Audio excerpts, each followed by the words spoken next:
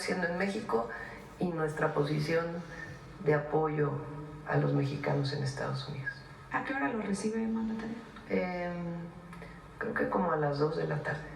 Gracias. Finalmente, y en este marco también preguntarle, el Fondo Monetario Internacional modificó ayer sus estimaciones para México, pasa de un escenario de recesión de 0.3% a un crecimiento de 0.2%. Preguntarle, Presidenta, ¿qué opina al respecto? Sí, también INEGI publica, a ver si, sí, es 1.3% anualizado, y un crecimiento en el último mes, trimestre.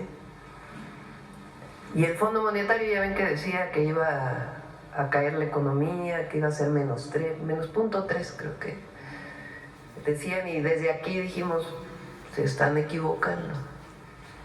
La economía de México está fuerte, está sólida, por supuesto que hay sus impactos por la incertidumbre que ha generado el tema de los aranceles, no solo en México, en el mundo entero, y particularmente en México pues por la integración económica que tenemos en Estados Unidos. Pero el plan que desarrollamos pues está rindiendo efectos y va a ser todavía mayor el próximo año. Entonces es positivo. Entonces pasa de menos a más. A algunos no les gusta porque a los adversarios políticos quisieran que a México le fuera mal, pero no le va a ir mal, porque nuestro modelo funciona, ya se demostró durante 6 años y lo estamos demostrando ahora. Ahí Secretaría de Hacienda nos hizo una gráfica. Esta es la economía mexicana, Producto Interno Bruto en billones de pesos en 2025. Entonces, 1T es el primer trimestre, 2T es el segundo trimestre. Entonces, del primer trimestre al segundo trimestre se esperaba, decían que iba a crecer 0.4% y está creciendo 0.7%. Entonces, y recuerden además que el crecimiento del Producto Interno Bruto pues es una forma de medir la economía, pero no debe ser la única, porque el crecimiento de la economía no necesariamente refleja buenos salarios, bienestar de la gente, disminución de desigualdades. Y en México pues, ha habido reducción de la pobreza, ha habido reducción de las desigualdades y hay más bienestar en el pueblo de México. A las 10 de la mañana sale la encuesta nacional ingreso-gasto de los hogares, los resultados por parte del INEGI, y pensamos que va a ir bien, porque aumentaron. La última encuesta ingreso-gasto de los hogares fue en 2022 y ahí fue donde se hizo, basada en ella, la estimación de Coneval de que había bajado, o los resultados de Coneval más que estimación, que había bajado la pobreza en más de 5 millones de personas. Después Banco Mundial hizo una revisión y dijo fueron 11 millones de personas las que salieron de la pobreza en México, con el resultado del 2022. Ahora viene la encuesta. Es una encuesta que hace el INEGI desde hace muchos años, la hace cada 2 años, se llama Encuesta Nacional Ingreso-Gasto de los Hogares. Y preguntan en las casas, una encuesta muy detallada, cuánto ingreso obtuvo, de dónde vino su ingreso, es de salario, es de apoyos familiares, es de programas de bienestar, cuánto gastó, en qué gastó. Los resultados los van a dar a conocer hoy a las 10 de la mañana. Y entiendo que después vendrá, porque ya lo hace el INEGI, la evaluación de la pobreza basada en esa encuesta, que será ya posterior. Entonces, vamos a ver qué resultados dan hoy. Y como aumentaron los salarios y aumentaron los montos de los programas de bienestar y el número de programas de bienestar, pues pensamos que el resultado va a ser bueno, pero vamos a esperar. Entonces, pero tomando en cuenta solo crecimiento económico, aún en las condiciones actuales de aranceles de Estados Unidos, de la incertidumbre que esto genera, hay crecimiento. Y el FMI, pues sí, tuvo que cambiar su estimación. Gracias, presidente. Sí. Buenos días, presidenta. Hans Salazar, de Noticiero en Redes. Pues preguntarle en torno a esto que se ha presentado sobre esta construcción de las redes ferroviarias, ¿qué es el trabajo más detallado? ¿Qué si ha costado más trabajo en algunas comunidades? Porque ya veíamos que en el tema del Tren Maya, pues hablaba mucho con las comunidades, había asambleas, pedían mejoras en ciertas localidades, el tema del derecho de vía, la invasión de estos espacios federales. ¿Cómo, si pudieran platicarnos un poco más al respecto, si ha habido si no ha habido ningún problema en esto, y si también en las estaciones, en ciertas estaciones, también se prevé la propia conexión, ya sea para lo local o para interurbano, conexiones con autobuses, donde obviamente pues ya para ir a lugares más específicos, pues que el tren sí acerca, pero pues ya hacia ya puntos más adentrados, digámoslo así, de ciertos estados, pudiera estar conectado. Esto sí está contemplado. Y también, por último, en el tema de los trenes, si en estas redes, precisamente para compensar ya los gastos cuando ya venga el funcionamiento, se está previendo el tren de carga. Con las comunidades se dialoga, porque el objetivo del tren o de los trenes, estos trenes al norte, igual que en el caso del Tren Maya o el interoceánico, pues es que tenga beneficio en las comunidades durante la construcción y posteriormente. No solamente es una vía de transporte, una vía que comunica de un lugar a otro del país de manera segura, rápida y de calidad. Entonces, no solamente es ello el beneficio de la movilidad que dan los trenes a las personas, sino también pues los beneficios económicos para las ciudades, las pequeñas comunidades que van alrededor del tren. Y durante la construcción pues se dialoga permanentemente para poder adquirir el derecho de vía. En algunos casos son los derechos de vía existentes del tren de carga, que como ustedes saben los trenes de carga se concesionaron y siguen concesionados, las antiguas vías, y estas son nuevas vías, completamente nuevas vías. En algunos lugares es el derecho de vía, porque está el tren de carga, pero todavía hay suficientes metros para poder construir las otras vías. Pero en otros lugares se tienen que comprar predios para que pase el tren por ahí. Y se dialoga, se hace asambleas. En muchos lugares las comunidades dicen, bueno, ya que está el desarrollo del tren, pues aprovechamos para que haya un camino, que nos apoyen con algunos otros beneficios sociales. Y todo eso se está haciendo en diálogo con las comunidades. Está Néstor Núñez ayudándonos en eso y la SEDATU como parte de este trabajo tan importante de diálogo. Y por supuesto ingenieros militares y Andrés y SICT pues también están apoyando para el derecho de vía. Y en el tema de los costos o de los precios ya sería similar al de Tren Maya, no exactamente el ¿Ese precio, es el costo de la tarifa del tren? Para la gente, así es, perdón. Ya lo vamos a definir. Los estudios de demanda, que son los que se hacen antes de construir el tren, se hacen muchísimos estudios. De hecho, nosotros nos reunimos desde antes de que entráramos al gobierno. Entonces, presidente López Obrador, le pedí que nos pudiéramos reunir con Defensa y el equipo que ya iba a entrar para poder iniciar todos los trabajos. Entonces, de hecho, nosotros iniciamos antes de octubre del 2024 con todos estos trabajos. Ingenieros militares nos está ayudando muchísimo. ¿Por qué no platica, por ejemplo, de los vuelos LIDAR, General Vallejo? Platíqueles todo lo que significa eso. Sí, y todos los estudios que se hacen antes. Bueno, efectivamente, antes de empezar a construir la vía se tiene que hacer una serie de estudios de ingeniería básica y posteriormente de proyecto ejecutivo de todo lo que vamos a hacer. Para atender una vía férrea hay que hacer un trazo preliminar. Y ese trazo preliminar se hace con estudios, tanto topográficos, geodésicos a nivel terrestre, como estudios que antes no se tenía esa capacidad, y hoy tenemos equipos que se instalan en helicópteros.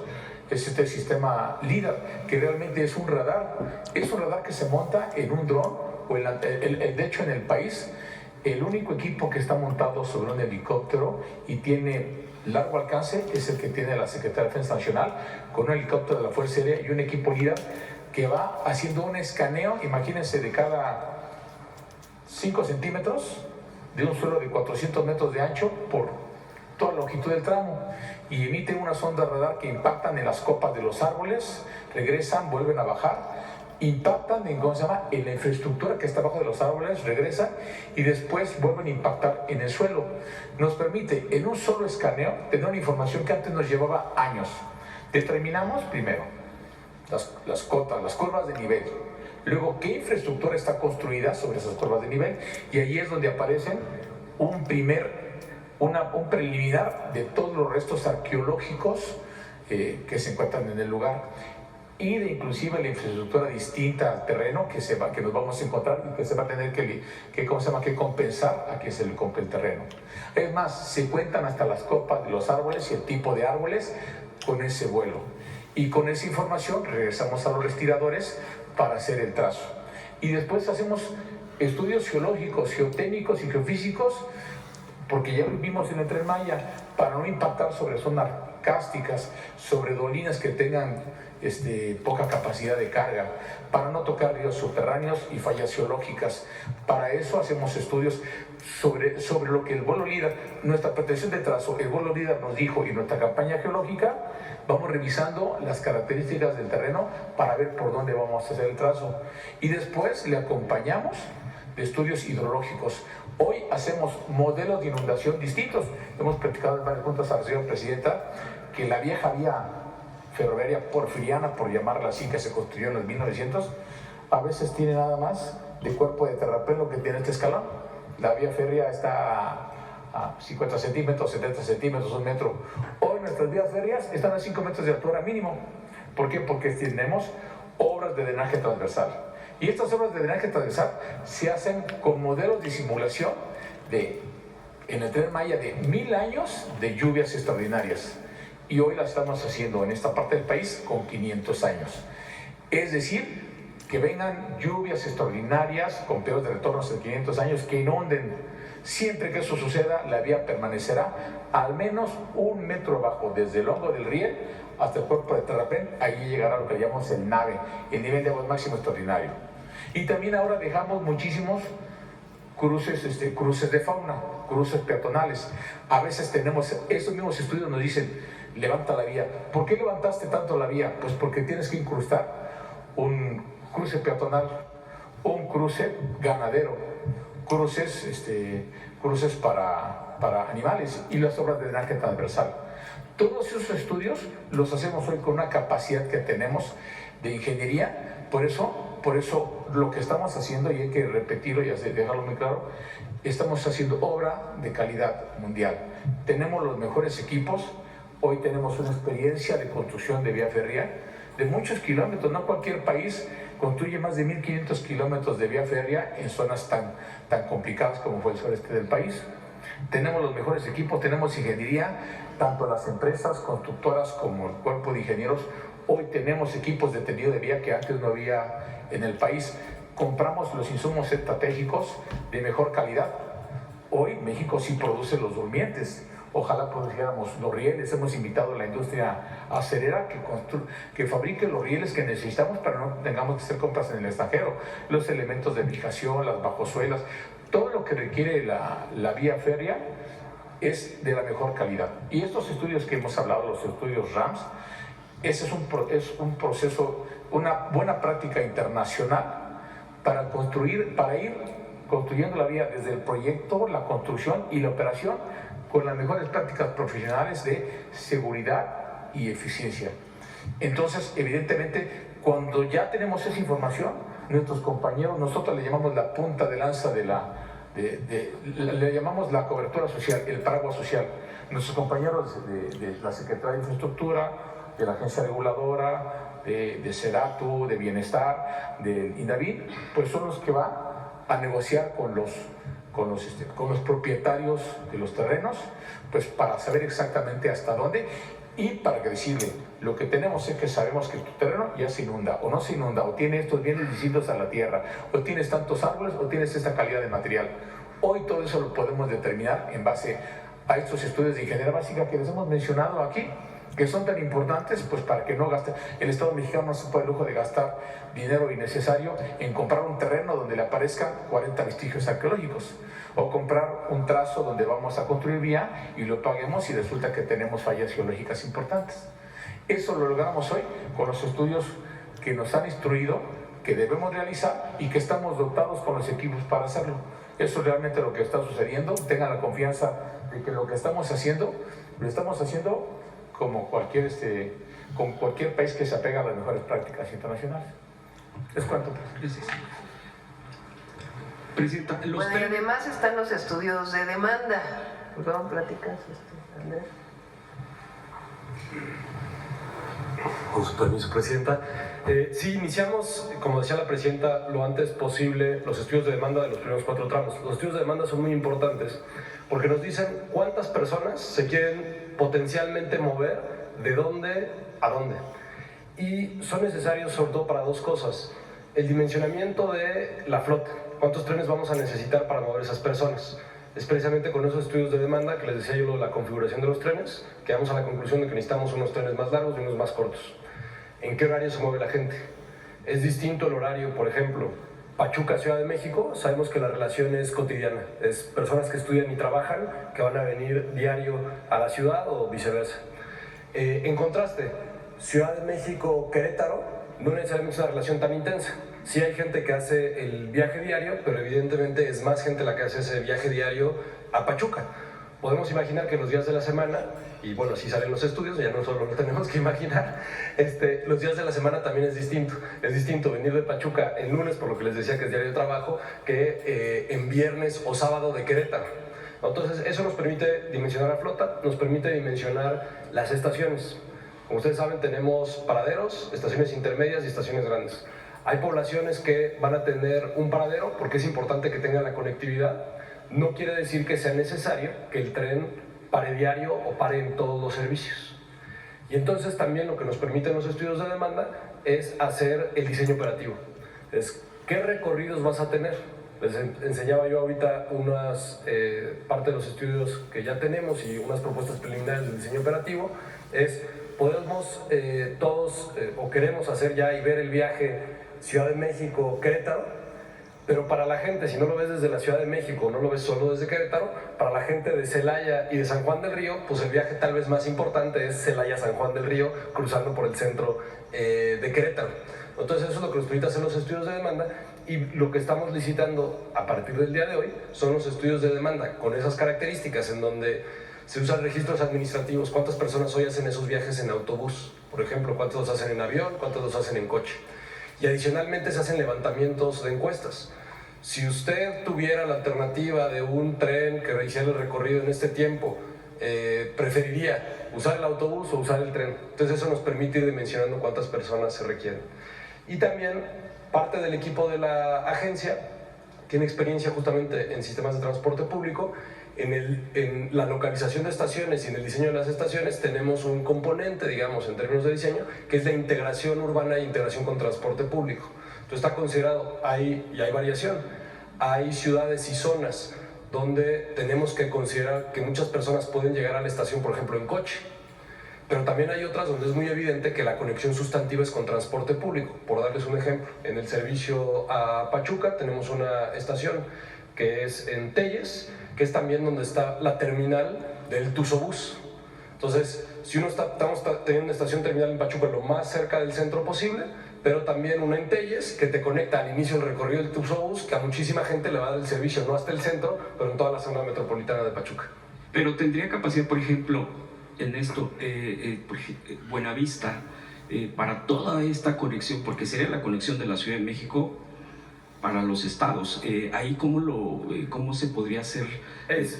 En el caso de Buenavista, para la propia estación, estamos considerando en el proyecto una ampliación de andenes para justamente dar todo el servicio, y también estamos revisando la conectividad que da la propia ciudad para mejorar esa conectividad. Conforme se vayan consolidando los servicios y creciendo la red, también pues hará la evaluación de qué se requiere adicionalmente. ¿Y los trenes se harían en México? ¿Perdón? Los trenes que se necesiten, ¿se harían en México? ¿Se promovería que se construyeran Sí, en México? está ¿Todos? considerado que tengan integración nacional los trenes en su fabricación. Gracias. Sí. Presidenta, aprovechando también de comunicaciones, transportes, infraestructura, hay una parte, y creo que aquí se había comentado, sin embargo lo quiero exponer en el marco de precisamente lo que viene el próximo año del Mundial, el tema de las carreteras, de los caminos, en los puntos concretamente, porque también muchos visitantes probablemente también busquen, aprovechen para conocer un poco más nuestro país, dependiendo también sus tiempos y otras cosas.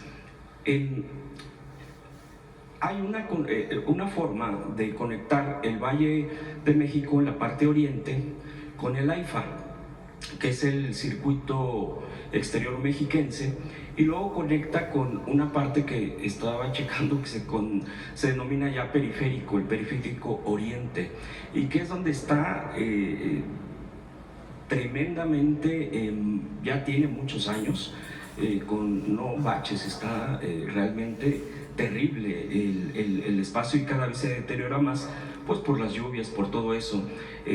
Conectar este aeropuerto, el AIFA, en vehículo hacia el Valle de México, zona oriente, es muy complicado de ese lado. Cuando lo manda uno el GPS, preguntar, ahí se tiene ya contemplado.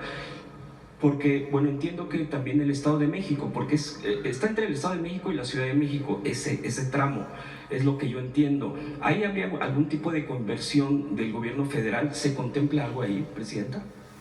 Bueno, son dos, ¿no? Una, justo platicábamos hoy. Viene la segunda etapa del bachetón. Recuerden que hicimos la primera etapa del bachetón, de tapar baches, repavimentar en las carreteras más afectadas. Lo hicimos de finales del año pasado al principios del 25, todavía se sigue haciendo, pero viene una nueva etapa con más fuerza, que tiene que ver, si se acuerdan, con que ahora mucha de ese bacheo, de esa repavimentación por zonas, se va a hacer con equipos propios. Recuerden que aquí planteamos que estamos comprando trenes de repavimentación. A ver si tienen por ahí las fotos para que las explique Jesús otra vez. Jesús, ¿no quieres explicar para qué sirven los equipos? Defensa tiene equipos de estos con los que repavimentaron todo el sureste, que fue dañado durante la construcción del Tren Maya. Un trabajo extraordinario. Si van por las carreteras ahora, pues es completamente distinto. Y ahora nos vamos a llevar pues estos equipos a todo el país, y particularmente equipos como estos más pequeños se le van a dar al oriente del Estado de México para que ellos hagan su propia pavimentación, los municipios, en el programa de Oriente. Pero platícales, Jesús, con detalle para qué sirve. Yo conocí a Jesús cuando ¿cuál era tu puesto? ¿Director qué?